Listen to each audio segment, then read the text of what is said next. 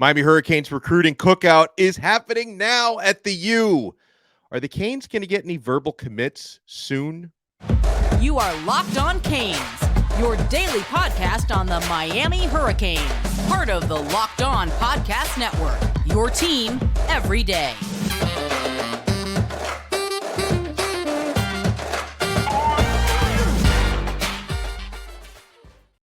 Happy Saturday. I'm Alex Donno, your host, University of Miami alumnus, longtime South Florida sports radio vet, and contributor to allhurricanes.com.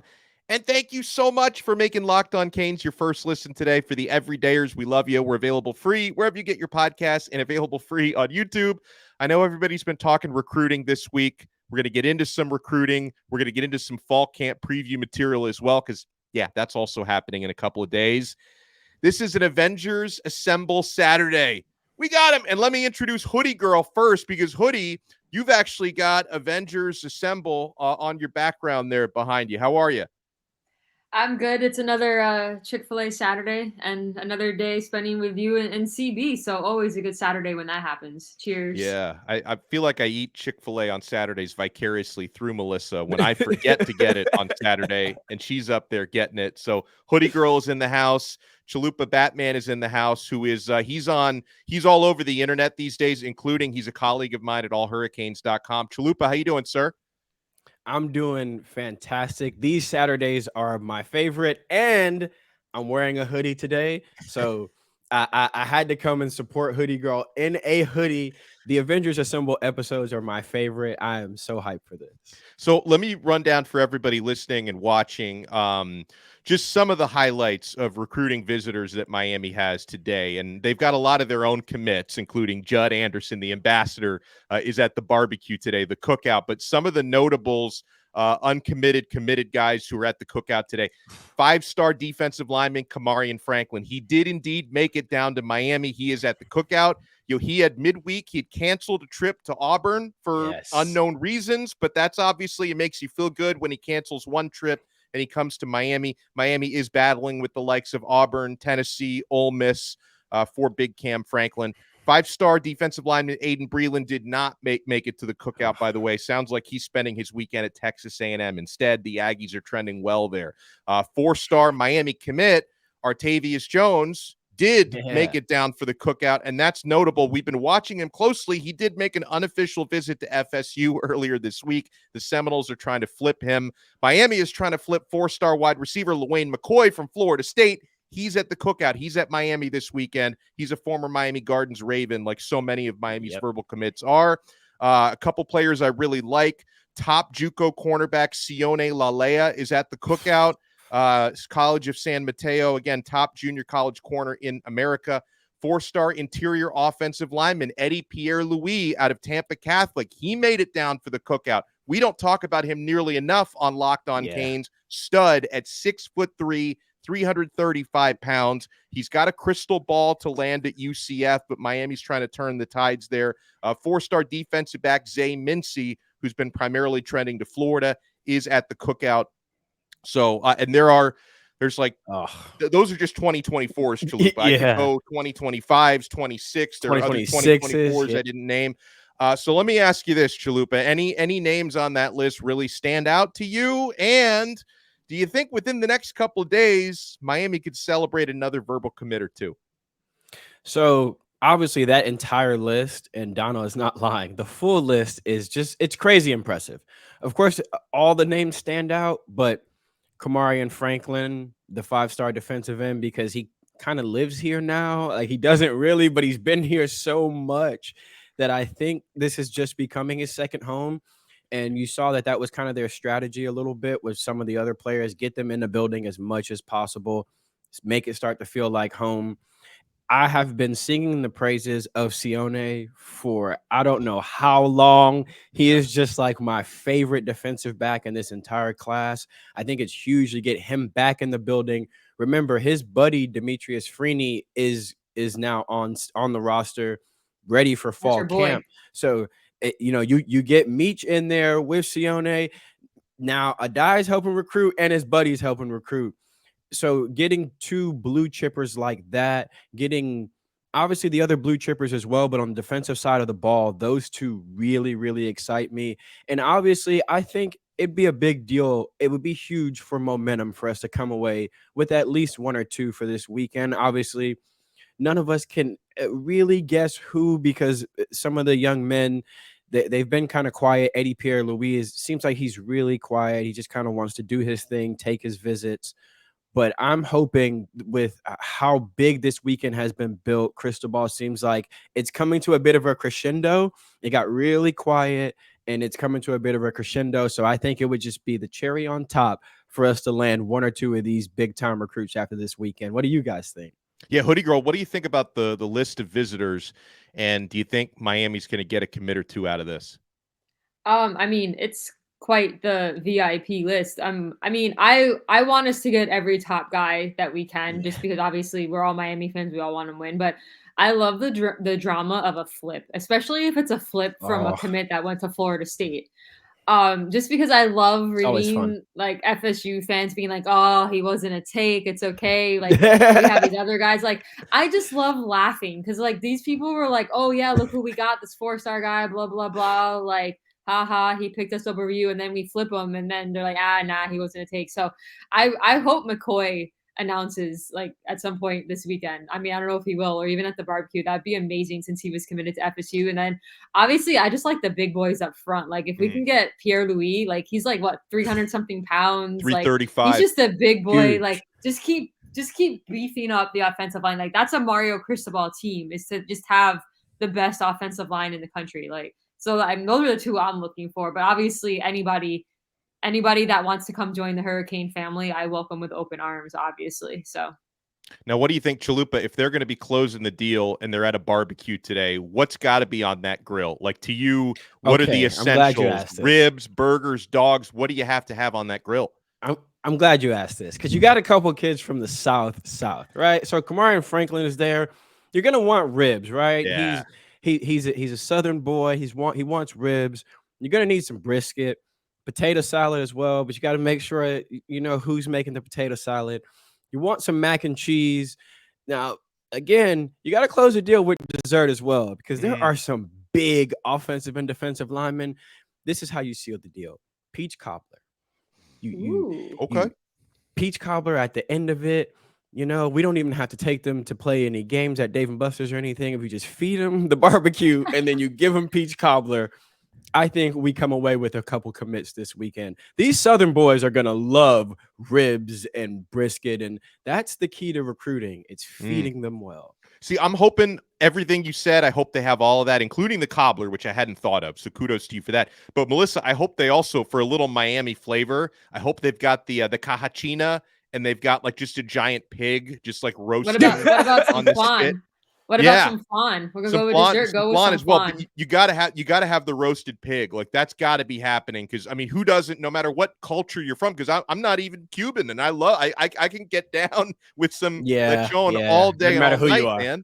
I mean, I'm almost a vegetarian. I eat chicken, but I don't really eat red meat or pig. So, but I know that's a big thing down here in Miami. So I say the more food, the better. Maybe Coach Joe wants to get into another eating contest with somebody, but Chalupa said mac and cheese, and that's like my favorite food of all time. So hopefully they've got some really good mac and cheese going on there, because that a side that can go with anything. So And then good sauces. The meat's important, but you got to make sure you have a good selection of sauces. Because what you put on the meat, the seasoning, the sauce, very, very important. You could ruin the meal without the perfect condiment. Who's on the grill? Who do you think's on the grill, Donno? I think it's Big Joe. I picture he's got the apron and the chef's hat on. Like he's not only and like a Hawaiian shirt. Yeah, he's like got Hawaiian a whole shirt that's not buttoned. Like just pouring it out. Like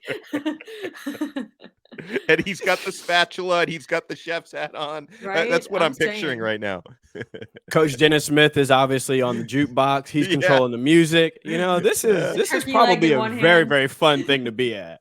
Oh my goodness. How do we get invited to these things? Yeah, I mean, I know that there are some people who like are hanging out outside just to see who shows. It's like a red carpet thing, like you're hanging out outside to see who shows up, but I don't think they're getting any of the peach cobbler. Like I think that they're kind of barred from the actual food scraps. there. No scraps. To be a fly on the wall. Yeah, we'll turn the page from recruiting, and when we come back, keep in mind, heading into this coming season, Miami is being ranked bottom half of the ACC in most of the power rankings out there. Cristobal even bottom half of the ACC coaching. I saw top 50 quarterbacks list, top 50 that Tyler Van Dyke was not included in. Is Miami getting slept on too much? We will talk about that and more when we come back. You want to keep it locked right here to Locked On Canes. And folks, you want to keep it locked to LinkedIn Jobs.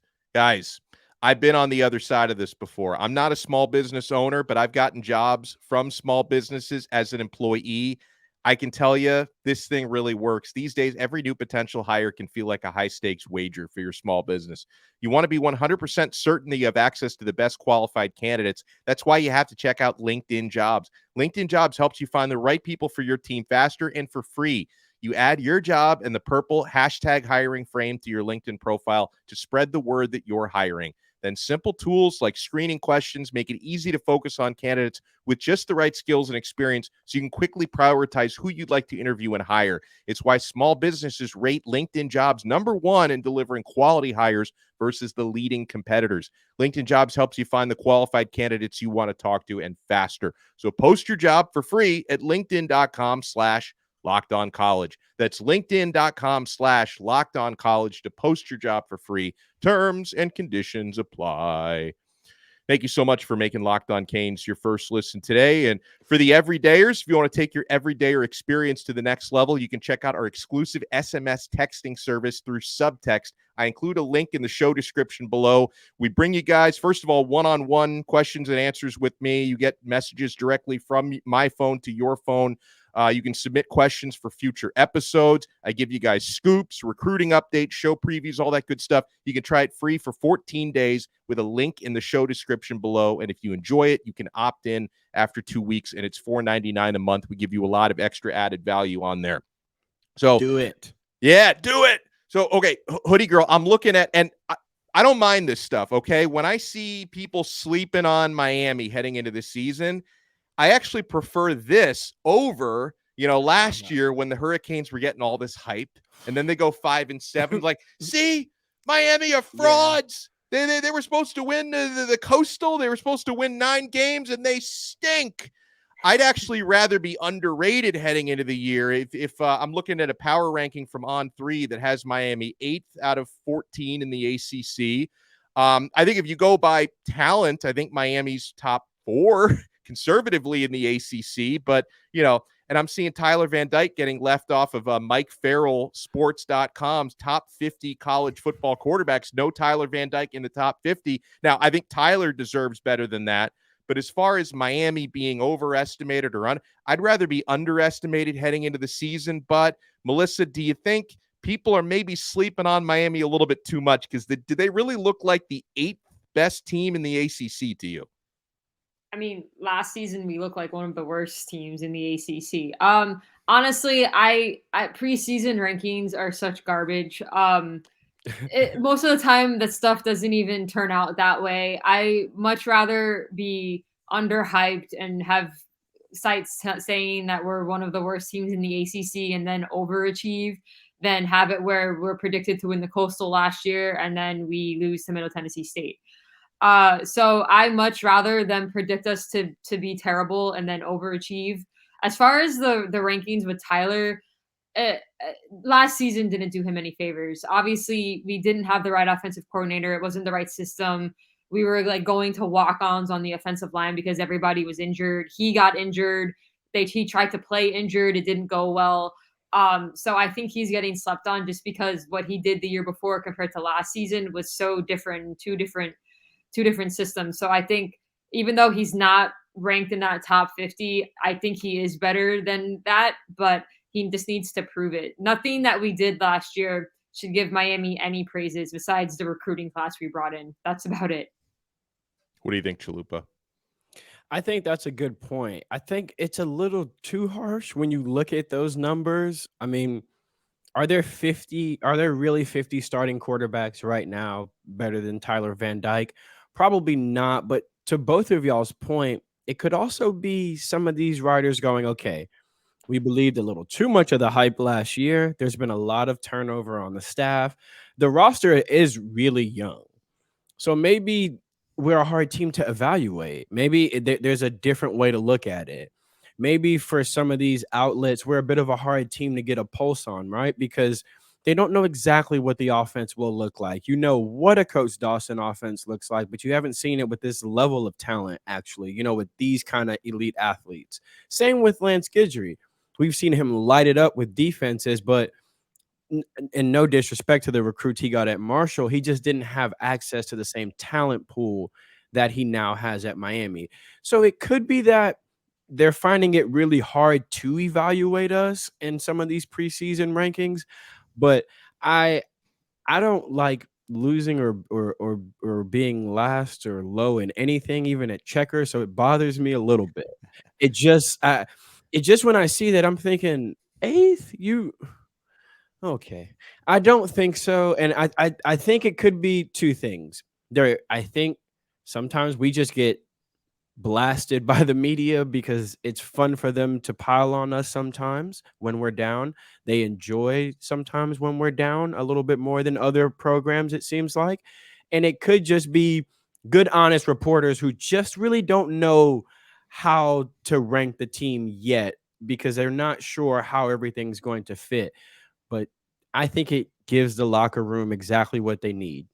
Start the season without any ridiculous expectations. Let these young men be hungry and eager to prove themselves instead of prove a ranking right or prove a site right. They're not coming in thinking, ESPN said we're going to be in the top 10. Let's prove them right. They just want to go prove themselves. That's a bit different mindset coming into the season. And I think having the idea of doesn't matter where we're ranked, we just want to establish and prove ourselves is a better way to come into the season. I think that the media is really catching on to the idea, and they're starting to kind of penalize Miami for it because they realize that for a lot of years, the reality of what Miami is at the end of a season just hasn't matched up with the expectations preseason. And that, to me, I believe the culture has or had been broken at Miami for a long time. And it's easier to identify it than it is to fix it. Now, I think a lot of previous coaches haven't even been able to identify the fact that the culture here is broken. I believe Mario Cristobal has identified that, and he's taking steps to try to rectify it. Whether that actually happens is yet to be seen, okay? But the reason why I say it's been mostly a culture problem at Miami is because you see a lot of it heading into even this season where, the media guys who go by their gut are all saying, okay, well, I think Miami's going to be terrible this year. That's what they're telling you. A lot of you get more juice on under 7.5 wins. So it's like, we think Miami's going to win 7 games or less. We don't think their quarterback is in the top 50. We don't think their coach is in the top half of the ACC. We don't think their team is in the top half of the ACC. Now, the people who do give Miami respect, and it's because they go strictly by statistics and analytics, are Pro Football Focus. That's probably the only national publication who every time you see their graphics that they put out on Twitter, it's like, they got 2 of the top 4 safeties in the country. They've got, Pro Football Focus thinks Miami's got a top 10 defensive line in the entire country. And I've seen, oh my gosh, I hope so. And I've seen folks from PFF thinking, Tyler Van Dyke, who's not good enough to be top 50 for Mike Farrell, thinking he's going to be probably a second-day draft pick, like a second or third round. Heck, some people heading into last year thought he was a first rounder. But so if you go by individual players, analytics, and numbers, Miami should be a lot better than, a 6-6, 5-7 type of team.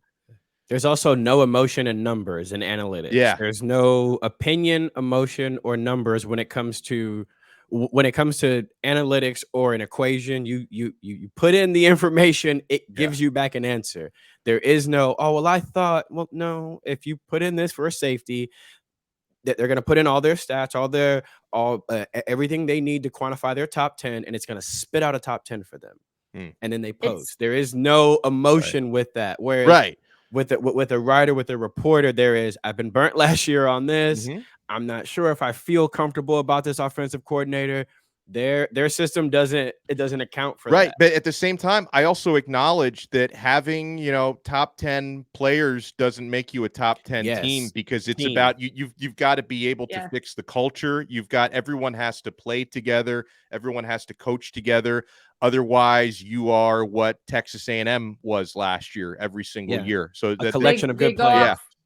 They go off a lot of, some of these places go off, the sites and stuff go off of potential, and you've got all these pieces where Cam Kinchins was an All-American last year. James Williams projected to be another top 5 safety. You've got all these pieces you brought on the offensive line. Is Leonard Taylor going to step up? Is Tyler Van Dyke going to be the Tyler of 2021? You're taking these pieces and this potential, and then it goes back to what Donno said about the culture. We've had these really great guys come through Miami who end up being stars in the NFL, but everyone's like, well, how come Miami couldn't put it together? Like, you had these pieces, but you guys aren't winning. And I think that's a big deal of why we brought Mario Cristobal in, is he played in Miami. He won a natty at Miami. He knows the culture that you need to bring Miami back to what it was when they were winning consistently. And so all these Mario haters like, oh, he only went 5-7. Manny Diaz went 7-5 with the same team the year before. It's a lot different.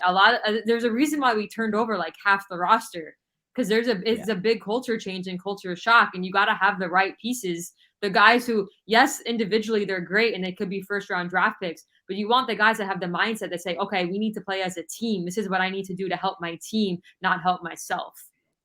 Well said. And when we come back, we're going to ask the most important question: Nike or Adidas? I got it, because I don't know anyone who has a stronger opinion on this than Hoodie Girl. Oh, I almost pointed in the wrong direction.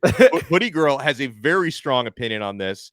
I got to ask Hoodie Girl if her guy Tyler Harrell is going to end up in the starting lineup this year, because we got to get those slants going, my friends. You want to keep it locked right here to Locked On Canes, and I hope you're keeping it locked to eBay Motors, because for a championship team, it's all about making sure every player is a perfect fit. It's the same when it comes to your vehicle. Every part needs to fit just right.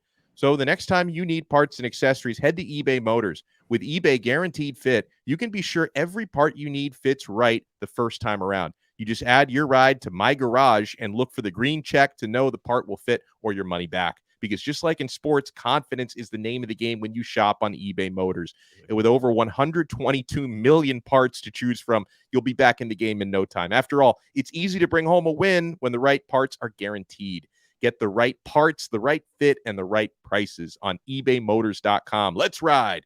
eBay Motors Guaranteed Fit, only available to U.S. customers, eligible items only, and exclusions apply. Thank you so much for making Locked On Canes your first listen today. Even on a Saturday, we are available free wherever you get your podcasts and available free on YouTube. So I'm going to let Chalupa go first before Melissa gives us a tirade on this. But now listen, Chalupa, from where I sit, I'm a middle-aged man at this point, so I'm the wrong person to talk about. I mean, I'm wearing a 20-year-old Nintendo controller shirt right now. That's a fire shirt, by the way. It is a fire shirt. Thank you. I've noticed that. That is actually a really cool shirt. But anyway, sorry, go ahead. Really all this to say, I'm not a go-to guy on anything fashion. So when I hear, Canes fans get very heated about this stuff, if they don't like the new Ultra Boosts, and the Nike versus Adidas debates get reignited all the time. From where I sit, all I care, and Hoodie Girl's got the new Ultra Boost on there.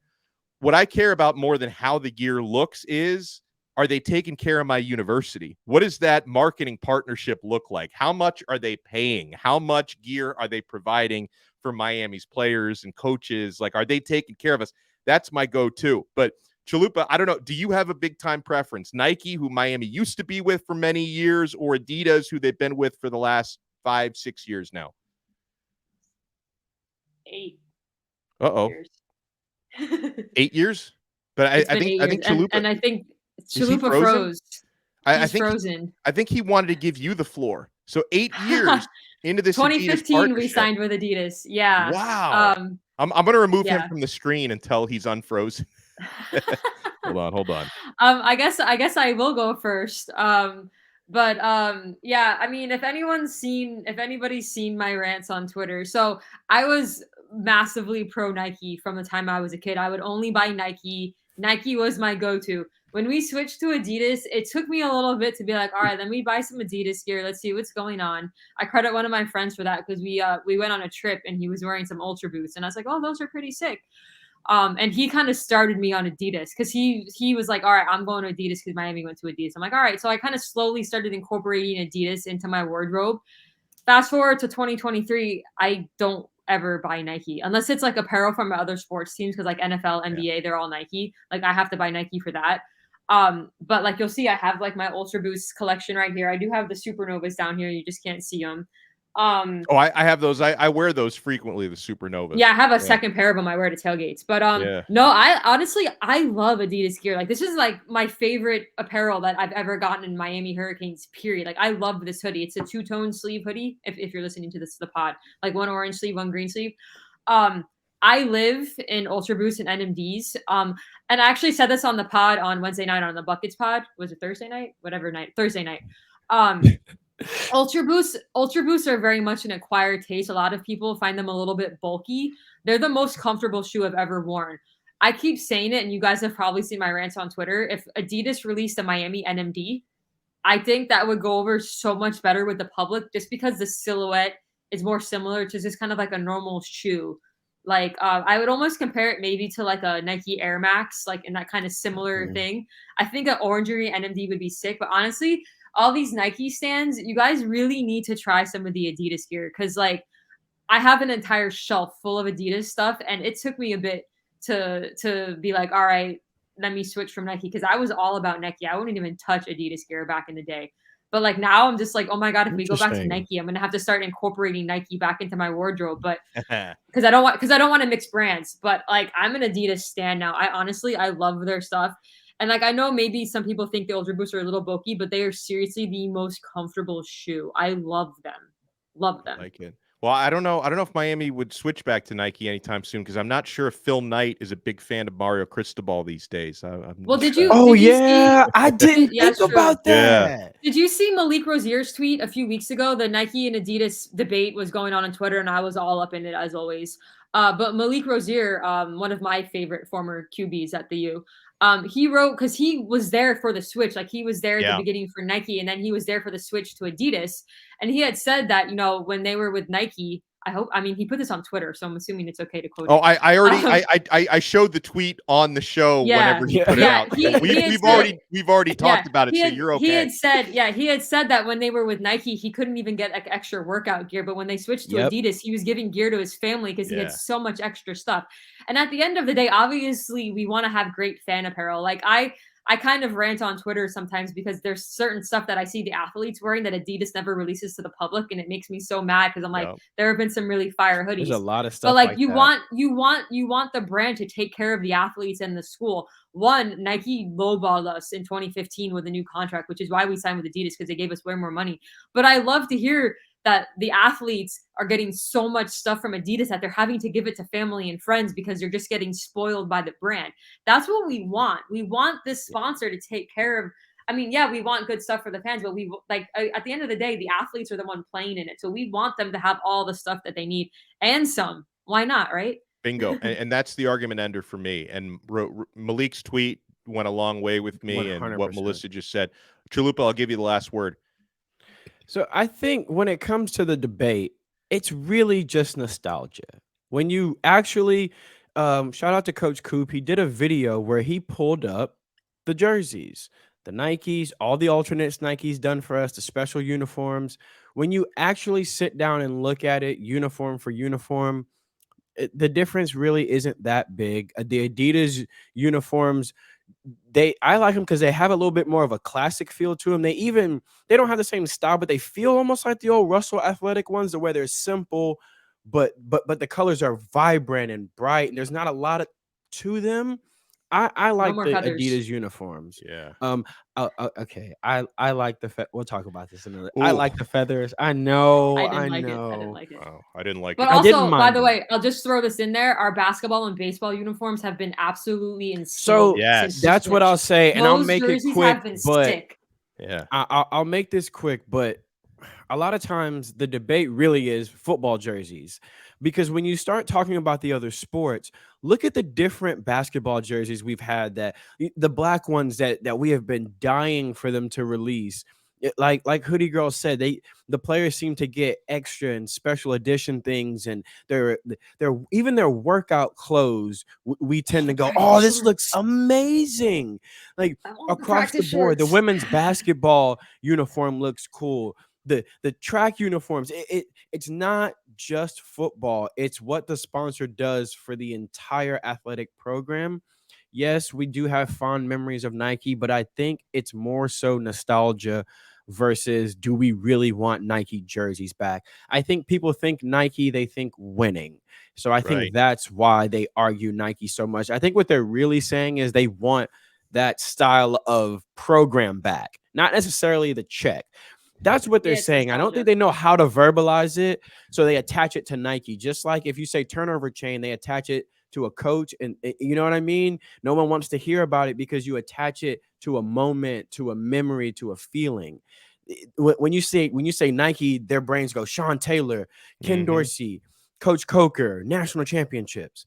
You know, no one's clamoring for Russell Athletics, and we won. You know what I mean? Like, I think it's just the nostalgia that you grew up with, because you grew up watching the Nike check, and we were winning. When someone says Nike to you, they say, yeah, bring it back, as if that brings back the winning as well. Adidas is a great partner. Let them cook, people. They're doing a great job for us. The players like them. The players love it. If you took an Adidas uniform and threw a Nike swoosh on it, I don't think anybody could be complaining about what our uniforms look like right now. And that's just my personal opinion, because Nike is just more popular. Over 50% of college football is wearing Nike. And someone said on Twitter that recruits will pick schools because they're wearing Nike and they don't want to wear Adidas. I'm like, that's absolute garbage, but that's for another show. Yeah, I don't even these days. I don't even try to predict what recruits are thinking. I was gonna say if they're going based on brand. I don't. Those are not the kids you want. If they're going based on brand, you don't necessarily want them. You don't necessarily want that person anyway. But I'm all about that 3-stripe life. I need Adidas to release the basketball practice shorts. The basketball practice shorts are so awesome. I want them so bad. I want somebody from Adidas watches this show. I know they do, because Donno has the best podcast on the internet. The women's basketball team has the coolest shorts that Adidas has ever created. They're the coolest, not just Miami merch. Make them black and white. I don't care. Please, I want those shorts. Listen, when we get Coach Katie Meyer back on the Buckets pod, because she was our first guest, I'm gonna have to talk to her about these practice shorts. Ask her about that, because I need some. Absolutely, yeah. If they're giving it, like if what Malik said was true, they got extra pairs laying around. See if you can come up with some. But listen, this is always I am fun. A small, extra small or small. Adidas, hook me up. There you go. Always fun when we can assemble the Avengers here. Melissa, who does an awesome job on the Buckets pod, let people know when they can see and hear the next episode. We just released a 2.5-hour show on Thursday night. We tend to go off on tangents. There was about 45 minutes of actual basketball talk, and then we kind of it's the off season, so we just kind of ramble. The shows will be more on topic once the season starts. Again, we got some more guests lined up. We had Duran Scott on a couple weeks ago. We're trying to get a 2013 team reunion. Our next pod is going to be on Wednesday night. Definitely tune in if you love basketball, and if you'd love just to talk random sports stuff, like the Adidas Nike debate. We were talking about chicken and waffles. There was just a lot going on. So check us out on Six String Canes. And yeah, I'll be back on here on a Saturday soon, probably. Chalupa Batman, what's your next project in the works? So I started this new thing on YouTube where I'm watching huddles with recruits. It's fantastic. I love what you do there. It's so cool. Those are fun. They're so much fun. It's different. I wanted to give the recruits a relaxing atmosphere where, you know, I'm not asking them the same questions they've been asked 100 times. We get to throw on their film. We have a laugh with each other. It's a lot of fun. My goal is to do the entire 2024 class that Miami has. So far, I've released Vincent Shavers and Dylan Day, which I was really proud of because it seems like he doesn't talk to anybody, including me. Tell Dylan I've been trying to track him down. I was told who wouldn't want to talk to CB. Yeah, that one was. I was really really proud of that one. And he's a great young man. And so I'll tell everyone now. This Tuesday, you guys heard it here first. The Dalen Russell interview and watch along will release Tuesday 3 p.m. Central, 3 p.m. Eastern, on YouTube. And then there's others that I've got in the works as well. Isaiah Thomas, Derek Plaz. So I'm gonna try to release one a week, and I just want to give the recruits a space where they can relax and just really, talk about their highlights. It's a lot of fun. That's really cool. If you're watching this or listening to this, CB stuff is so much fun to watch. Like it feels like 2 minutes have gone by because it's just you want it to keep going.